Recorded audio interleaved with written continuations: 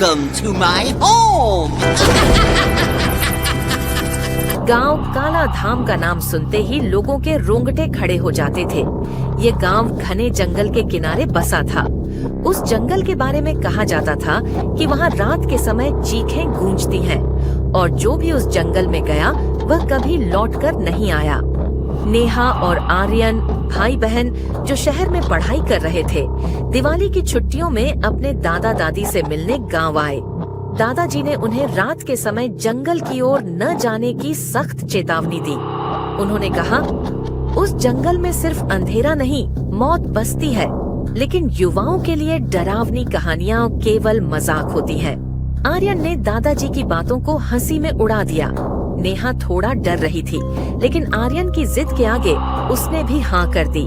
दिवाली की रात थी, चारों ओर पटाखों की आवाजें गूंज रही थीं, लेकिन आर्यन और नेहा का ध्यान उस जंगल की तरफ था। उन्होंने तय किया कि वे थोड़ी देर जंगल की ओर घूमने जाएंगे और वापस आ जाएंगे। डरने की कोई बात नहीं है नेहा, लोग बिना बात डरते हैं। हम बस अंदर चलकर देखेंगे कि आखिर ऐसा क्या है जो सब डरते हैं। आर्यन ने उसे भरोसा दिलाया। जैसे ही दोनों ने जंगल के अंदर कदम रखा, माहौल बदल गया। हवा ठंडी हो गई और चारों ओर अजीब सी खामोशी छा गई। जंगल के अंदर कुछ कदम चलते ही नेहा को लगा कि कोई उनका पीछा कर रहा है।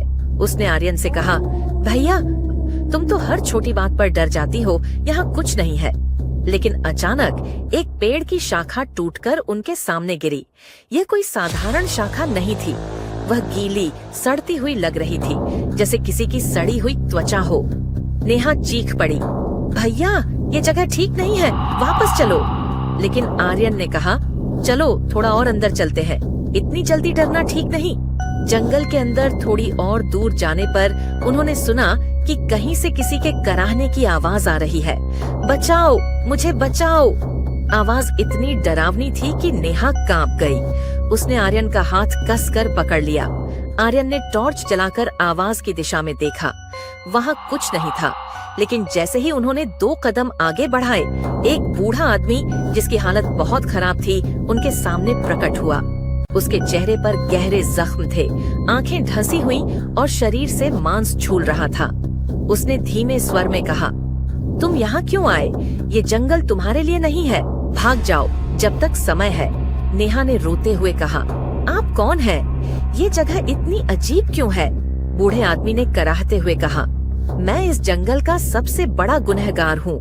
मैंने लालच के लिए इस जंगल की आत्माओं को बेच दिया था। अब यह जंगल शापित है, जो यहाँ आता है वह कभी वापस नहीं जा पाता। बूढ़ा आदमी अपनी बात खत्म करता, इससे पहले ही चारों तरफ से अजीब सी आवाजें आने लगी। पेड़ हिलने लगे, जमीन कांपने लगी और आसमान में भयानक चीखें गूंजने लगी।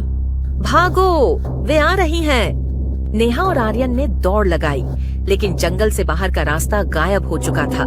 हर दिशा में वही डरावनी आवाजें और हवा में अजीब सी गंध थी। अचानक चारों ओर से सड़ी गली आत्माएं उनके सामने आ गईं। उनकी आंखें खून से लाल थीं और उनके मुंह से अजीब से आवाजें निकल रही थीं। बूढ़े आदमी ने दौड़ते हुए कहा, अगर तुम बचना चाहते हो तो जंगल के बीचों बीच एक काली वेदी है, वहाँ मेरा दिल रखा है। उसे जलाने से जंगल का शाप खत्म हो सकता है, लेकिन ध्यान रखना, आत्माएं तुम्हें रोकने की पूरी कोशिश करेंगी। नेहा और आर्यन ने हिम्मत जुटाई और वेदी की ओर भागे। रास्ते में पेड़ों की शाखाएं उन्हें पकड़ने की कोशिश कर रही थीं। जमीन फटने लगी और आत्माएं उनके पीछे पीछे आ रही थीं। जंगल के बीचों बीच उन्हें एक काली वेदी दिखी। उस पर एक धड़कता हुआ दिल रखा था। नेहा ने डरते हुए, क्या होगा अगर हम इसे जलाएं तो? आर्यन ने कहा, हमारे पास और कोई रास्ता नहीं है। जैसे ही उन्होंने दिल को जलाने की कोशिश की, आत्माओं ने उन पर हमला कर दिया। आर्यन ने आत्माओं से लड़ने की कोशिश की, लेकिन वे बहुत ताकतवर थीं। नेहा ने जैसे तैसे दिल को आग लगाई। दिल जलते ही जंगल में भयानक चीखें गूंज उठीं। पेड़ गिरने लगे और आत्माएं जलकर राख में बदल गईं। नेहा और आर्यन ने सोचा कि सब कुछ खत्म हो गया, लेकिन जब उन्होंने पीछे मुड़कर देखा तो आर्यन का चेहरा बदल चुका था। वह अब एक ज़ॉम्बी बन चुका था। आर्यन ने धीमी आवाज में कहा, नेहा तुम भाग जाओ, मैं इस जंगल का हिस्सा बन गया हूँ, लेकिन याद रखना ये जंगल कभी खत्म नहीं होगा।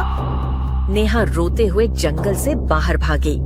वह भले ही बच गई हो, लेकिन उसे पता था कि वह इस डरावने अनुभव को कभी नहीं भूल पाएगी।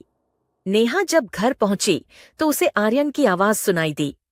नेहा, तुमने मुझे क्यों छोड़ा?